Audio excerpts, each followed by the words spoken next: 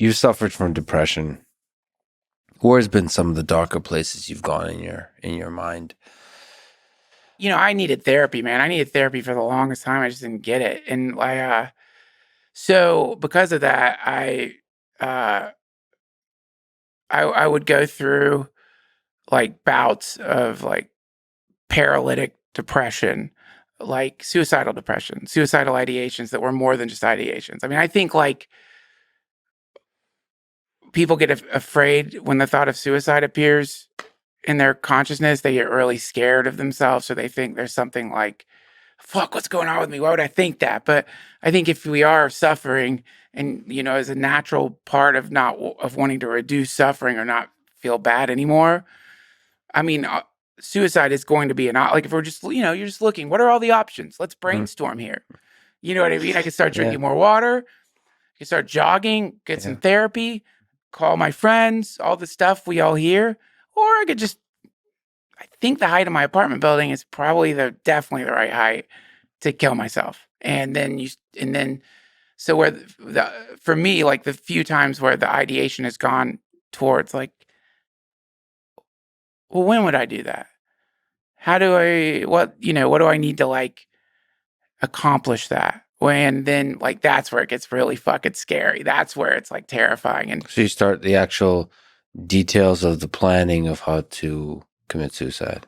yeah, what's going to be the least painful way to do it? What's going to be the most instantaneous way to do it? What's the, and with depression, because it can be progressive, this is why you have to really just stay on top of it. Anyone who's gone through depression knows what I'm talking about. You got to stay on top of it. Like, you might need medication. I know this is controversial now, but it's still better than dying if you ask me. But at some point with depression, it like becomes paralyzing. So you don't want to get out of bed anymore, and you're not taking showers anymore, and you don't want to talk to anybody anymore, and you're not answering your phone anymore. And, you know, So like in a dark place that you might be in, it still might get worse. So you should really yes, do everything you can to get under immediately. control. And that's the problem with that specific psychological disorder. That's the problem, because it's like, if you start listening to what you wanted, you think it's the depression. You start listening to it, it wants you to stay in bed. And then you're getting those fucking depression sleeps, or you wake up and you're more tired. Like, it's not working. You're trying to escape reality by sleeping. And so, yeah, like, you have to like, you're fighting for you're literally fighting for your life. It might not seem like that because you can't, if you could see depression, if you could see it, if you knew you had some inky, vaporous octopus thing that was just wrapping around you more and more and more and more, you would probably do everything you could to rip that fucking thing off your body. And if you couldn't get it off your body, you would be calling people to get help. So it doesn't feel like a fight because you're exhausted. There's no reason to move. You don't see the meaning for any of it. So it doesn't feel like a battle, but it is a battle. You're not feeling. I mean, that's the other thing. You're basically not feeling. You're like, you start going numb. At least that was my experience with it. Numb and tired, and then increasingly numb and tired, and then increasingly sort of disconnecting from reality. And then somewhere in there, that's when you start playing around with the idea of like, oh, I don't know if it's worth it. I don't know. Now, I think compared to some of my friends who haven't survived, obviously, who haven't survived depression, like mine was definitely not whatever theirs was like. I've heard, I mean, to understand it for folks out there who maybe haven't gone through it, just imagine if like how bad you have to feel if death is the solution, like violence against yourself so that you die is the solution. Like, just it flies in the face of everything. So I would, yeah, that was definitely the darkest place that I've ever been. Is it just that death doesn't seem like, because you don't care about anything anymore, that death just doesn't seem like that bad? Yeah. Like you're not able to appropriately assign the negative cost to this solution. Right. It just seems like a reasonable solution. Yeah. But I think also what's going along with it is like, it's not like your brain isn't working. Like you're not thinking. You're not thinking clearly. Like at least again, was my experience of it. It's a fog. You're in some kind of like you're confused. There's confusion. There's shame. You feel embarrassed. You feel embarrassed. You want to get out of bed. You want to do stuff. You want to be compelled to be social and do all the stuff, but you're not. You're not.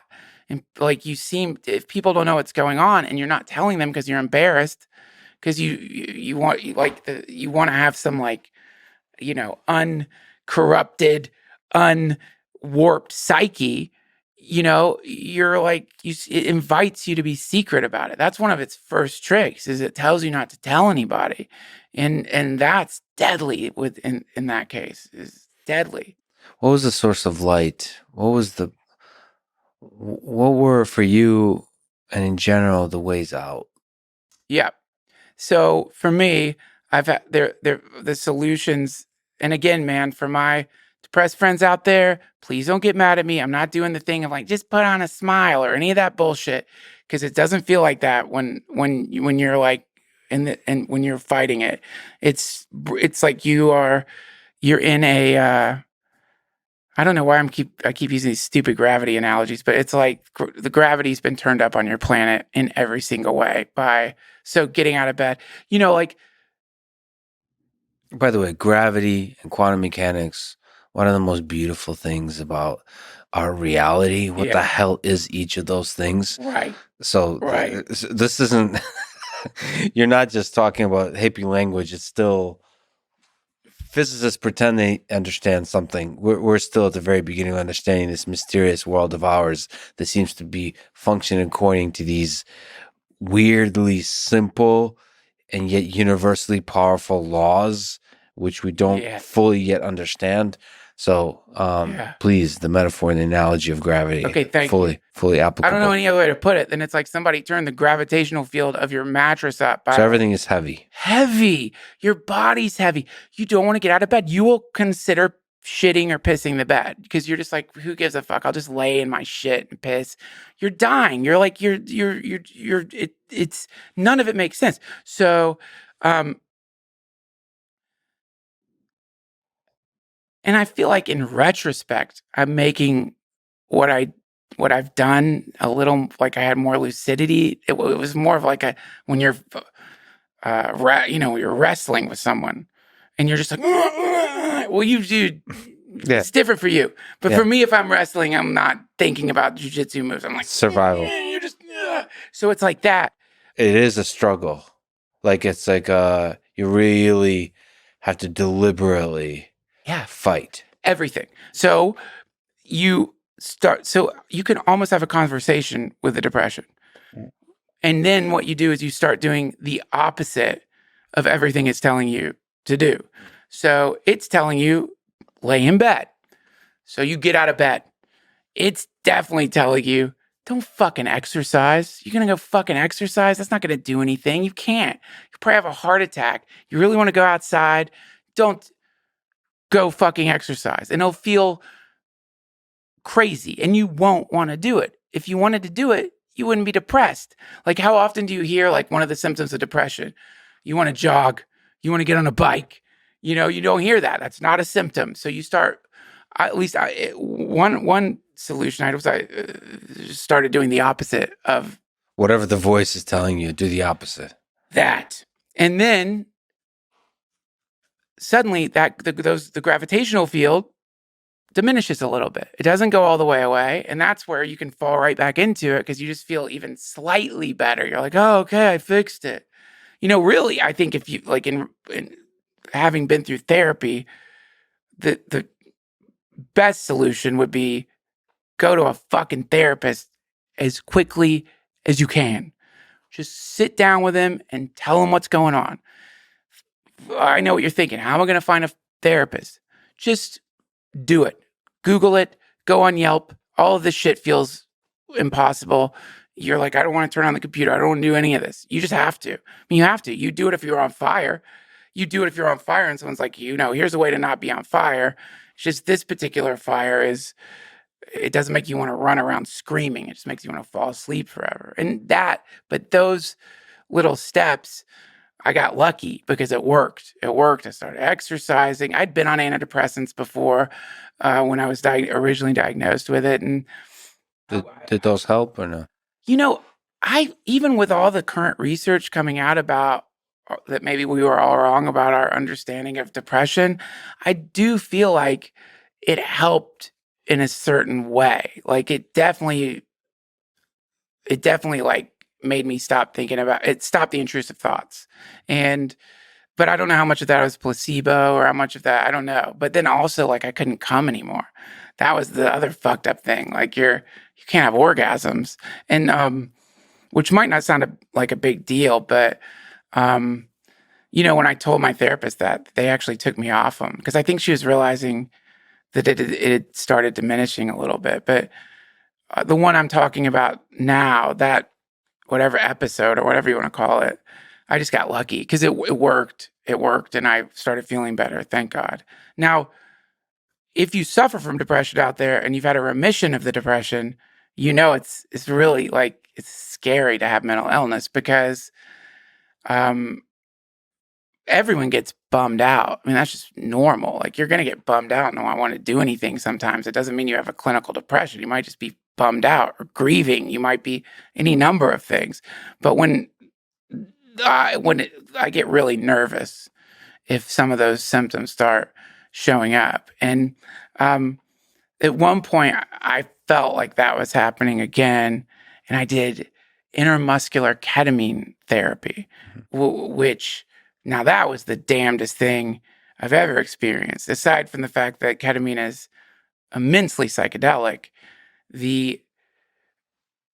I just remember going back to the hotel after the experience with the clinician and it's like with depression, it's like a headache that starts coming on, but you're like, this headache might last for years. It might last for 6 months. It might get worse and worse and worse. And so I went back to the hotel room and it was just gone. Like I just felt normal. I felt great. It was like the most remarkable thing ever. So, look at the research on ketamine right now. It's like it's not like bullshit. It's not like woo-woo science. There's really, really good data out there showing that something like I think it's 60%. I don't know what the percentage is, but 60% of people with an endogenous depression, when they get ketamine therapy, will experience remission, regardless of whether you trip out or not. It just does something that I don't know if they know what it is yet. I don't care if they do, But that one thing worked, and basically you keep fighting until something works. Exactly. It's a survival issue. And it's a survival issue. It's just, I think because it's kind of so slow moving, you might even forget it's progressive. You could easily just think that you're just a kind of bummed out person, or you start thinking that these aspects of your psychology are permanent when they don't have to be. What about other people in your life? What advice would you give to people that have loved ones who suffer from depression? What are they to do? Okay. Now, this is really like, man, it's really dark. Here's number one. This is what somebody told me when I lost a friend to suicide, because when you lose a friend to suicide, when you lose a loved one to suicide, you're going to blame yourself. It's in the periphery of suicide, there is a circumference of guilty people who all feel like, oh, if only I'd said this at the right time, if only I'd listened more, if only I'd seen that warning sign, or if only this or that. It's interesting in that with other forms of like disease, if your loved one dies from cancer, say, more than likely you're not going to be thinking like, oh, I should have cured their cancer. It's a tragedy, but at least you're not like, oh, if only I had. You still might think that's part of grief, but it's not as sticky in many of the other situations. Here, the guilt can really stay for a long time. Yep. So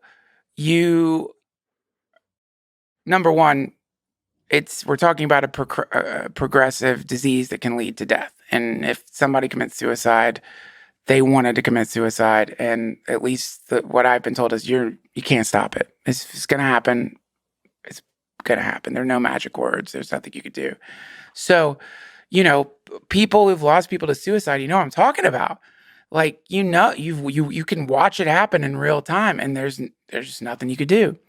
That being said, being responsive to when it seems like someone's really reaching out for help, and knowing that maybe though it might, especially if it's someone who's like doesn't talk like this a lot of the time, and sentences start coming out of their mouth that if you weren't really paying attention might not seem like a big deal, but for this person it's kind of anomalous that all of a sudden that's happening. Now that's when you can be a good listener and open up to them and hear what they're saying and see like, oh shit, are they asking me is this them asking for help? And even if you're like, I don't know what to do, at least you can like start checking in on them, start like help them understand that you're there for them, and then hopefully get them into therapy, get them to a doctor, get them to a professional who can like see what's going on there, and then there's hope. And even then there might not be hope, actually. Doctors can't stop it. Sometimes that's the way it goes. But, I know that like being sensitive, if somebody's like all of a sudden hitting you up or reaching out to you that normally isn't like that, and just what's going on? How are you? And just listen. Which in general, depression or not, is probably a good thing to do. Yeah. To truly listen. It's like, are you okay? Yeah. Yeah. Because people have, this whole thing of like cries for help, man. Sometimes they just look like a weird text, and you don't realize that for the person to send that fucking text, they've been thinking about it all morning. They've been just trying to get their phone up from the floor. So, I think that's it. I mean, I don't know. I don't know. I've had friends like kill themselves. So, and many of them, it wasn't like, sadly, it was like, I don't know what could have been done, but there's still a guilt in the back of your head for the rest of my life, for sure. Always will be. Yeah. I mean, yeah. But again, what are you going to do? But even that, it's a part of love. That's right. That's right. Yeah, that's right. You could, yeah. And we feel guilt. Part of grief is guilt. We always could have been better people. We always could have been better people. You get into Viktor Frankl much? Yeah, of course. Man's Search for Meaning. Yeah. The invitation to live your life as though you'd been on your deathbed and had been given the chance to go back and not make the same mistakes. I return to that idea all the time, meaning it's like, okay, whatever you did before this moment was too late. But now, this is where you can start. This is where you can start. And yeah, so I think that for a neurotic like me, that's super important, because otherwise I'll just get like too lost in the weeds of shitty things I did in the past.